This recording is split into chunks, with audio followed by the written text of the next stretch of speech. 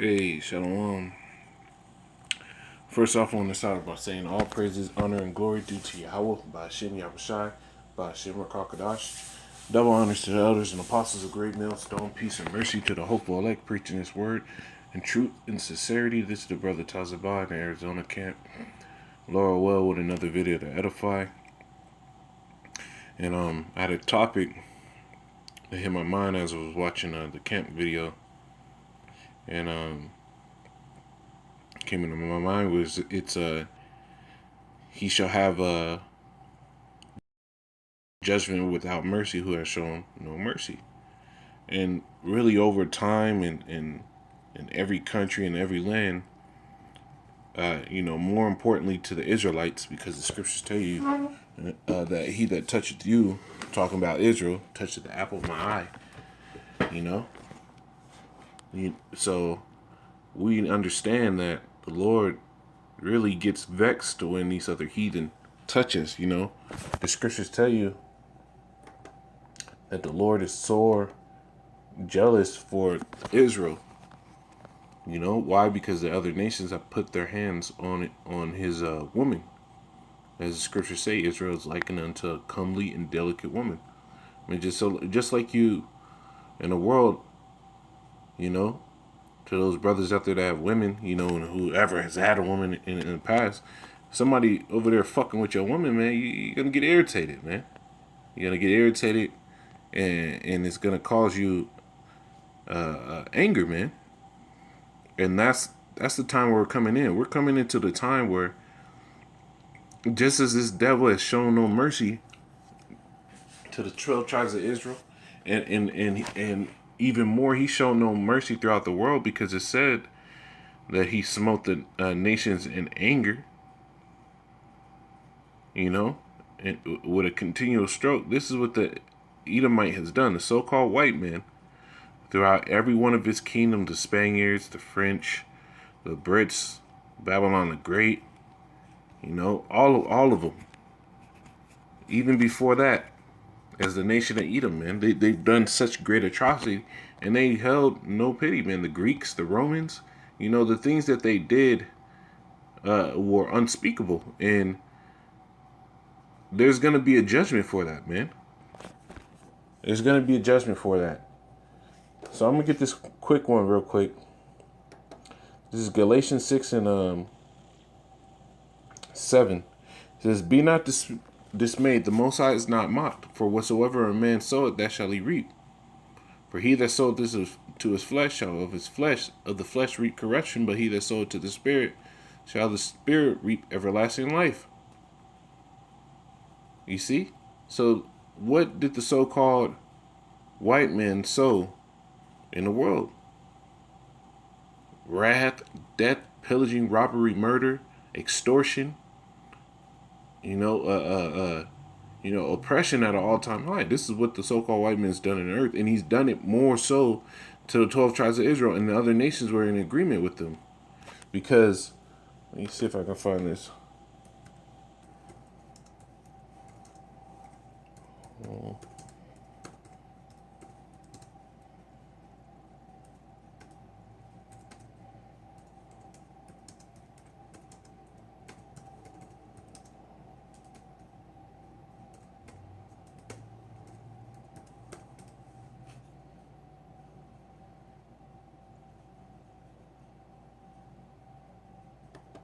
This is Daniel 9 and 12. It says, "And he had confirmed his words, which he spake against us and against our judges that judged us, by bringing upon us a great evil. For under the whole heaven had not been done as had been done unto Jerusalem." You see? So under the whole heaven, nobody's caught hell like the Israelites. And who was the main perpetrator of those hell, man? Let me get what is that? Psalms 83rd chapter.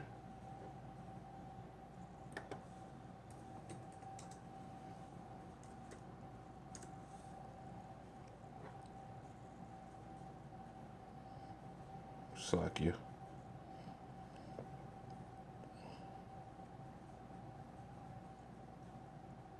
Computer going slow. Fucking, I'm gonna just use my phone. Psalms the 83rd chapter tells you who were all those that did these great atrocities to us, man. Psalms 83:1, it says, keep not thou silence, O Most High, hold not thy peace. Be not still, O power, for lo, thine enemies make a tumult, and they that hate thee have lifted up the head. They have taken crafty counsel against thy people, and consulted against thy hidden ones. They have said, come, let us cut them off from being a nation, that the name of Israel may be no more in remembrance. Now, all the enemies of the Lord did this, right? So, and it even tells you who they are. It says, for they have consulted together with one consent, they are confederate against thee. The tabernacles of Edom, that's number one. You know, that's culprit number one. That was the mastermind behind cutting off the nation of Israel from being a people. So that Israel could be continually in the state of turmoil and hell and have no deliverance. You know? So Esau was at the top of that. The so-called white man. It says, in the Ishmaelites, them goddamn Arabs, man. It says, in Moab, the Chinese, the Hagarenes, which I believe are Hamites, Gabal and Ammon, Japanese, Amalek, which is who you would call the so-called Jews today. The Philistines with the inhabitants of Tyre, Ashur, also is joined unto them. They have hope in the children of Lot. See?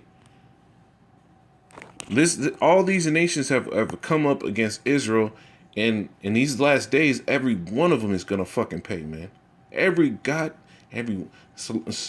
Forgive my language, man. Every dirty, low down, nasty, decrepit heathen is gonna pay in these last days, man. Because the Lord said He would revenge us, man. Seeing that as a righteous thing to relinquish tribulation to those that trouble you. Like the scriptures say. I think that's 1 Thessalonians 1:7. You know? The Lord is going to sit here and send a recompense. But I'm going to go into this little article. And I'm going to get some more precepts. And Lord willing, this whole thing is edifying. It says, 15 brutal ways conquistadors killed native people. And this is just one aspect of Esau's handiwork. It says, they vowed to spare an Incan ruler for converting to Christianity, then killed him anyway.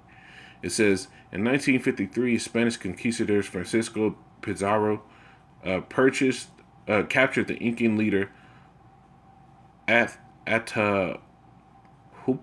I don't know how to say it. It says, in order to save his own life, promised to fill a 24-foot long, 18-foot wide, and 8-foot tall room with gold, and then double that amount in silver. Pizarro quickly accepted the deal, but as the riches were slowly delivered over the next 2 months, the Spanish conquistador grew paranoid that it was a trick. So Pizarro sent his Atapola,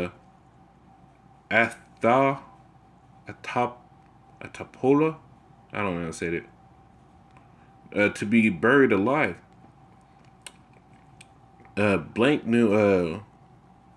knew Pizarro would never burn a Christian, so he converted. This worked, and the conquistador guarded him instead. Now it says, gathered Aztec nobles in the courtyard, then killed them all. You see, this is how he does, man. Spoke peacefully, but war was in his heart. It says, they fed native people to dogs. They devised ways to hang natives and burn them alive simultaneously. They murdered newborn babies, and not only did they murder, it says, I'm going to read it. It says the conquistadors' brutality wasn't limited to native soldiers or even adults. According to the contemporary reports, and a contemporary is somebody that lived during that time. It says, by the Spanish priest Fray Bartolome de la Casa, Fray Bartolome de la Casa, which he has a book. And it's a deep book, man. It goes into all the atrocities. It says, they snatched young babies from the mother's breasts and then dashed them out and dashed out the brains of those innocents against the rocks. Others they cast into rivers, scoffing and jeering them, and called upon their bodies when falling with derision the true testimony of their cruelty to come to them, and inhumanely exposing others to their merciless swords. Together with the mothers, they gave them life. You see? And this is how Esau's done. Feeding the children and to dogs and shit, man. Hey, man. In the days to come, this devil is going to pay for all this, man. Let me see if I can get the scripture.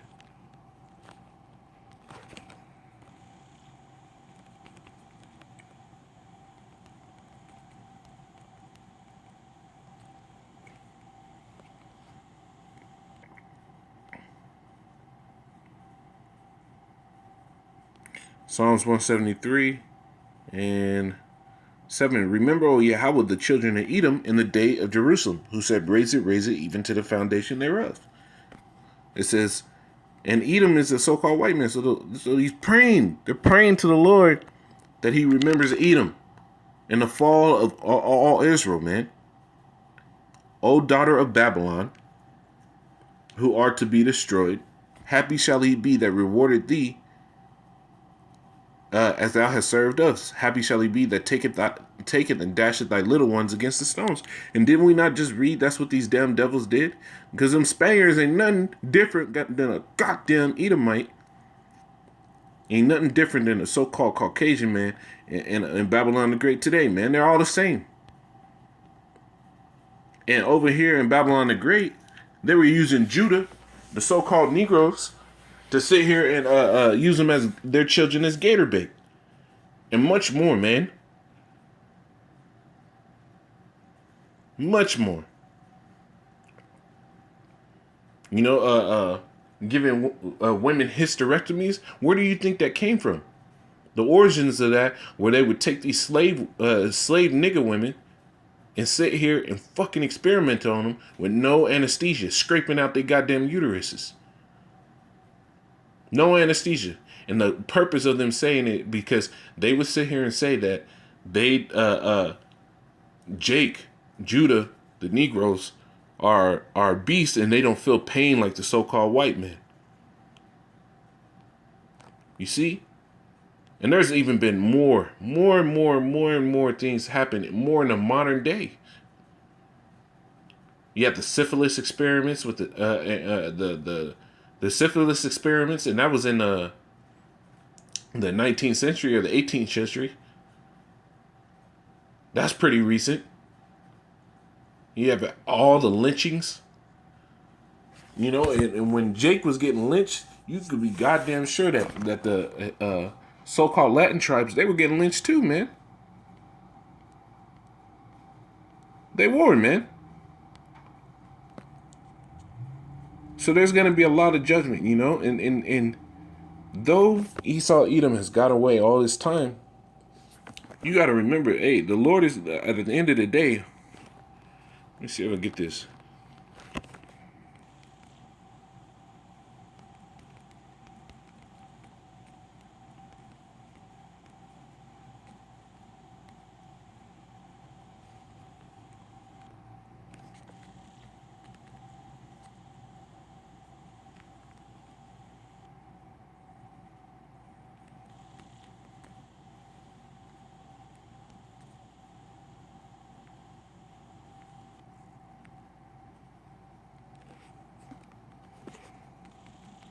Slakia.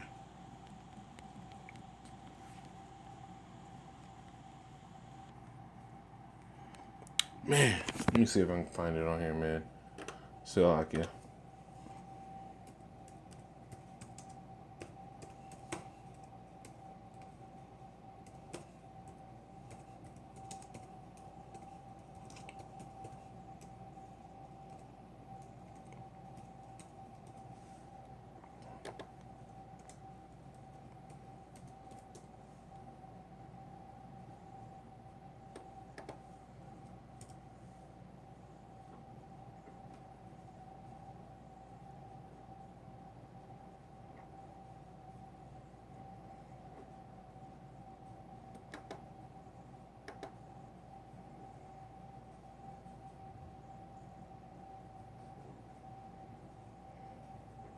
Judgment scene.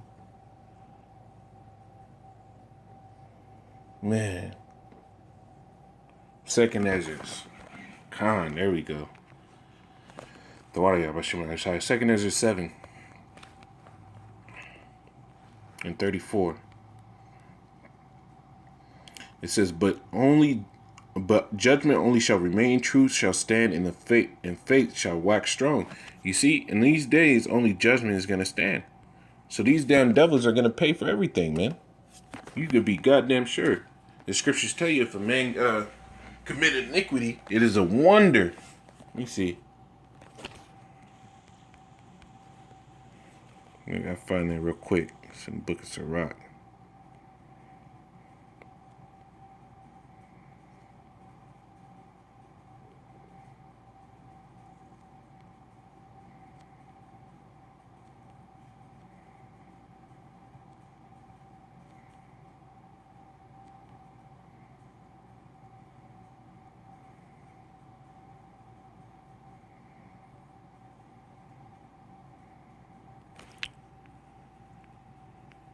Iniquity.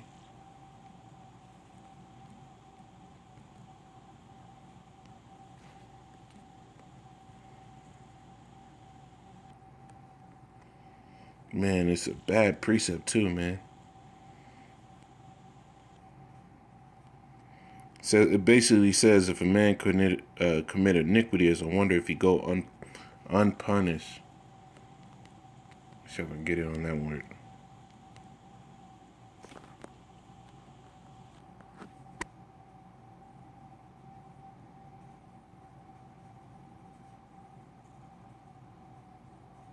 Yeah, Sirach 16 and 11, it says, and if there be one stiff-necked among the people, it is a marvel if he escape unpunished, for mercy and wrath are with him, and he is mighty to forgive and pour out displeasure. So the Lord is about to pour out his displeasure on these heathen, man. Chiefly on the nation of Edom, man. Because there's a great judgment on Edom. In the book of Obadiah, it tells you the end of Edom, and it has not happened, man. You know, the scriptures are dealt out in bits and pieces, man. You know, it tells you of a time that's going to be right then, and it tells you of a future time. That's why you have to be able to go into the prophecies, and only the Lord will give you the knowledge to be able to go into the prophecies. It said the Lord will do nothing, but he revealed the secrets unto the servants of the prophets. So only the prophets are going to be able to tell you the times of which the Lord was going to do his work. You know? This is James chapter 2. And let's see.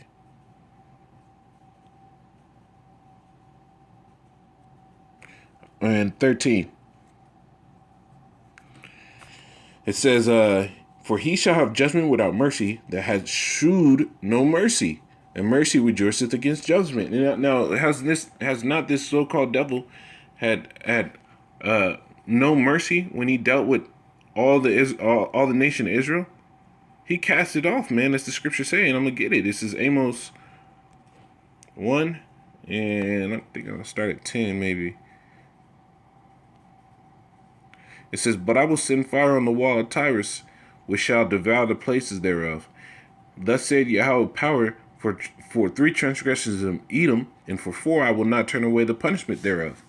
Because he did pursue his brother with the sword. Did not the so-called white men throughout ages kill the Native Americans, the Hispanics, and the Negroes, the Indians, the so-called Native American Indians? Did he not kill all of those with the force of the sword? Was it not a perpetual killing? That's how he got this land, man. It says, because he did pursue his brother with the sword and did cast off all pity, and his anger did tear perpetually. And why is he our brother, man? You have to understand that too. Genesis, the 25th chapter, tells you that Jacob and Esau were born. And those were 2 nations. So technically, Esau Edom is the brother of the so-called Negroes, Hispanics, and Native Americans. But they're in a different tribe. They're in a different bloodline. It said, and did cast off all pity, and his anger did tear perpetually. And he kept his wrath forever. But I will send fire upon Teman, which shall devour the places of Basra. You see? And peep this. This is going into how they ripped up the women. Verse 13. Thus say Yahweh, for 3 transgressions of Ammon, and for 4, I will not turn away the punishment thereof, because they did rip up the women with child in Gilead, that they might enlarge their borders. And, that's what they did, man. They ripped up the woman with child.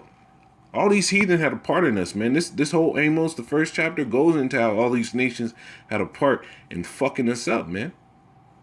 And we're in the times now where they're gonna get a just dessert, a very just dessert, man.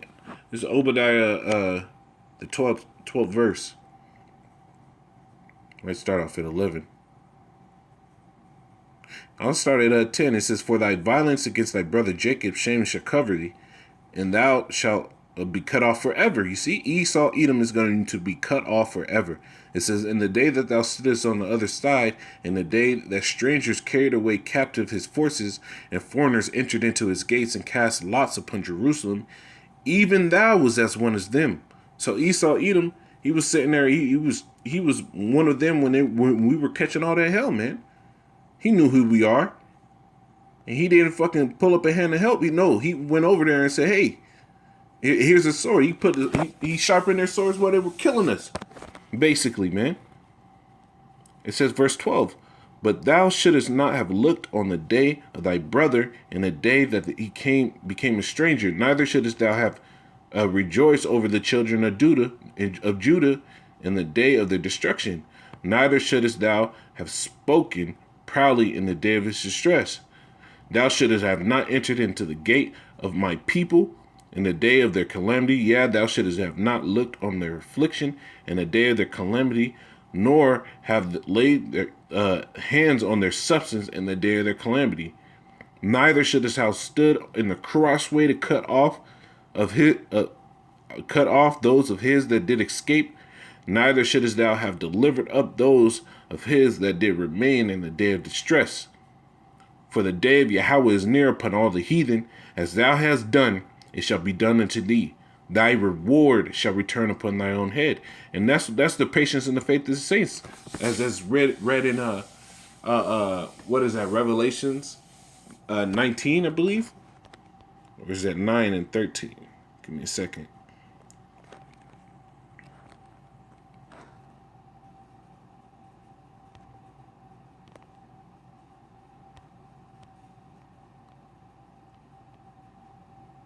In Revelation 13 and 9, "If any man have ear, let him hear. He that leadeth into captivity, and have not all these nations led the Negroes, Hispanics, and Native Americans into captivity, and now we're scattered throughout all nations, so we look like all people. But you're an Israelite based on your father's lineage. It's not based on the mother's lineage. The seed, the bloodline always went through the man, not through the woman. So now here it is, Israel scattered throughout every single one of these nations, looking like every single nation. And those that are in those nations, they're still under the curses, so they're catching all types of hell, man. And there's going to be a judgment on their behalf for the hell that they've gone through. He that leadeth into captivity shall go into captivity. He that killeth with the sword must be killed with the sword. Here is the patience and the faith of the saints. So this is really what the saints are waiting for. A righteous payback. A righteous payback, man. It's a Hosea 13, I'm going to end it on this. Hosea, the 13th chapter.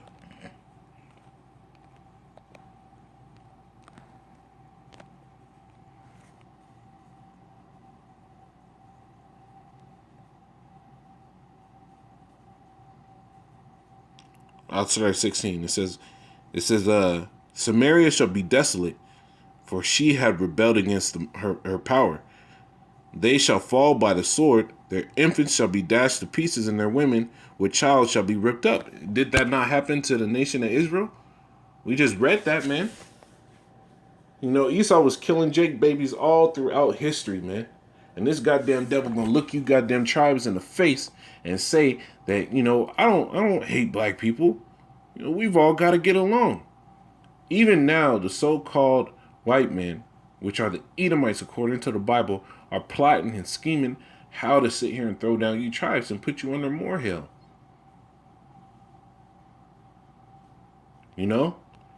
But the scriptures ask you, how long, you simple ones, will you love simplicity? How long are you going to delight in the scorning and in the hate that this so-called white man shows you without sitting here taking in account that the Lord's here and he's about to start judging this devil.